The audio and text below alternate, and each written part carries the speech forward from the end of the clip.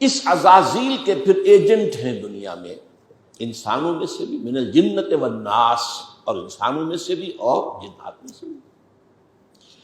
اور ان ایجنٹوں میں آج سے 1400 برس قبل سے سب سے بڑا ایجنٹ یہودی ہے۔ اس کی وجہ کیا ہے؟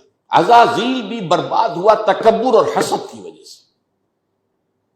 تکبر، میں زیادہ بڑا ہوں، اور یہ خلافت اس کو کیوں دی گئی، مجھے دی جانی چاہیے تھی۔ تکبر اور حسد۔ اور یہودی حضور کو رسالت دیے جانے پر تکبر اور حسد کی آگ میں جل گئے۔ یہ تو ہمارے پروپرائٹری رائٹس تھے، 2000 برس سے نبوت ہمارے ہاں چلی آ رہی تھی۔ یہ امی، یہ ان پڑھ لوگ، یہ جاہل، یہ اجڑ، یہ عرب، نہ خواندہ نہ کندہ تراش، ان میں سے ایک کو بنا دیا۔ تو ان میں یہ مشترک ہے دو اوصاف، تکبر اور حسد۔ تو اس وقت سے دنیا میں عزازیل الملعون کا سب سے بڑا ایجنٹ یہودی ہے۔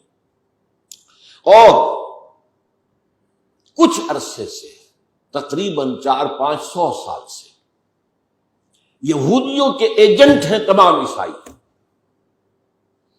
یہ ایک لمبی داستان ہے کہ ان کے مابین کیا کشمکش رہی۔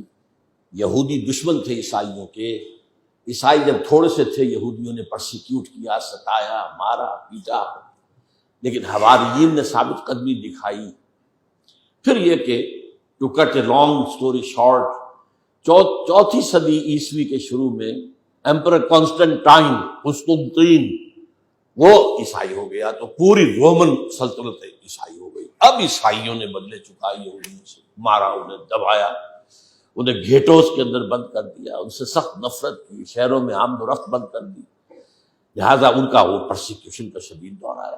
لیکن اسی دوران میں انہوں نے اپنے بڑے چالاک ہتھ کنڈوں کے ذریعے سے رفتہ رفتہ عالم عیسائیت کو رام کیا، اور پھر ان کے اوپر سوار ہو، جیسے گھوڑے کو آپ صدا کر پھر اس پر سوار